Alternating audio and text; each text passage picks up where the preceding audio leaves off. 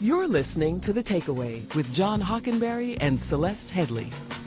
What began as the frustration of a group of libertarians over the election of Barack Obama and then continued as loud protests during debates over health care legislation is now coalescing in the Tea Party Nation convention in Nashville, which began yesterday. The Tea Party members are trying to figure out how to carry the momentum of their anger with this administration and with the government in general into an actual movement or perhaps a new political party. But during the 2008 presidential campaign, frustrated libertarians flocked to a different revolution. That was the Ron Paul revolution in support of the Texas congressman's small government platform. And we are joined by Congressman Ron Paul now. Welcome to The Takeaway. Thank you. Good to be with you.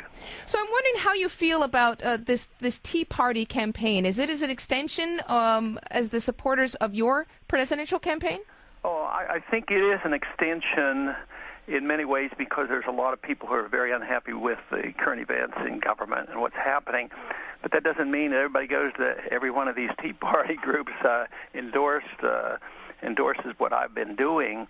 But I think it just taps into how many people are unhappy. And I think you have to look at each group and figure out what they're really talking about. You know, when you talk about going to each group, that's kind of the essential issue here, because I don't think they are coalescing under any one particular person or any one particular platform. They've touched into a strong passion and a frustration with government, but there seems to be a lot of different priorities among the many disparate groups of the Tea Party. But the one thing is they're unhappy with Washington. Not only unhappy, they're angry, and they know there's something seriously wrong. And I think it's a very healthy movement because they're recognizing there is a problem. They're not apathetic, and they're directing their attention in the right way, and it's toward Washington, D.C., because our government there is too big. It's totally out of control. The deficits are exploding. We're doing too much around the world. It's a failed state.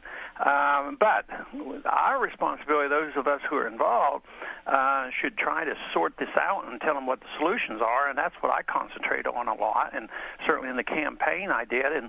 And the meetings I go to are generally college-oriented, the young people, but I'm very precise on what we should offer as an alternative rather than just the anger. You know, we saw a lot of this anger and frustration during the Bush administration as well. That kind of coalesced under the auspices of the Democratic Party and was probably a big part of what helped to get Barack Obama into office. And we spoke with a member of the Tea Party yesterday who was actually frustrated over the attempts of the Republican Party to kind of swallow up their movement also and make this part of the Republican Party. Do you think that the Tea Party is destined to either become part of one of the major parties or just kind of dissipate? Yeah, and that's a mixed blessing. That shows the Tea Party movement's very strong, but it also gives you a real challenge. Will they come into the Tea Party movement and dilute it and go back to typical Republican politics, or will they be influenced by what the Tea Party people demand?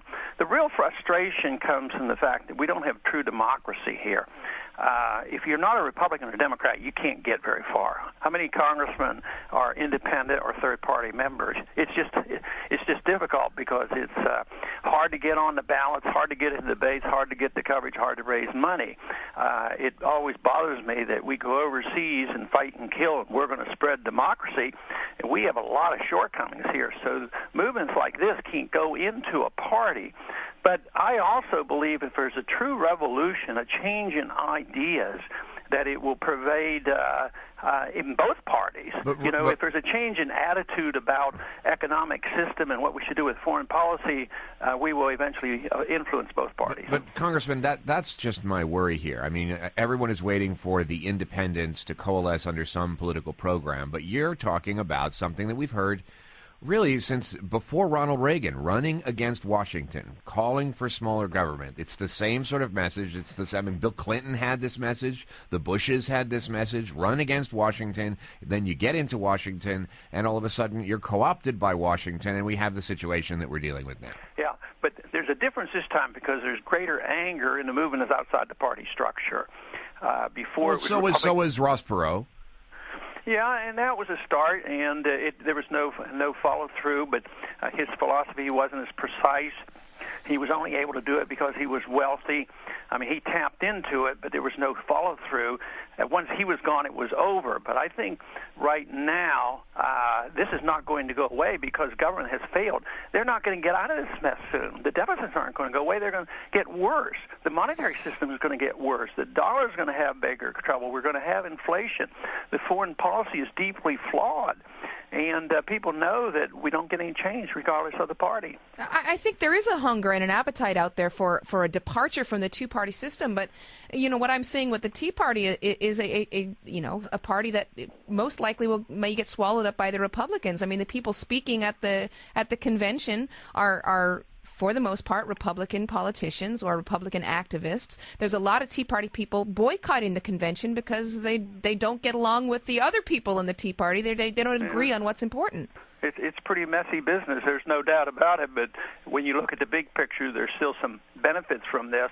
And I think that's the reason that my efforts have been directed toward, trying to get a certain crowd out. I'm not looking for what you're talking about because that gets a little mixed up. But I'm talking to young people who accept the idea that personal liberty is important, that a foreign policy change is necessary, that the Federal Reserve is important, that deficits are horrible.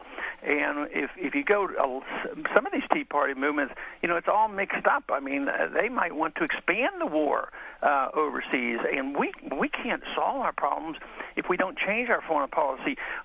Bush was elected because he was complaining about Clinton doing too much overseas. He didn't like nation building. Obama, was elected because he was a peace candidate to stop the war, and he's expanding the war. The people I talk to are sick of this, including many people in the military. I have a lot of support for the military. So this is my emphasis.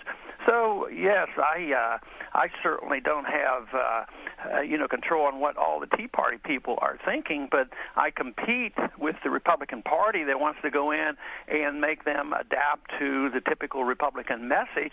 But they have to regain, credibility because they had their chance. And like you said earlier, that everybody runs against Washington and nobody does anything about it.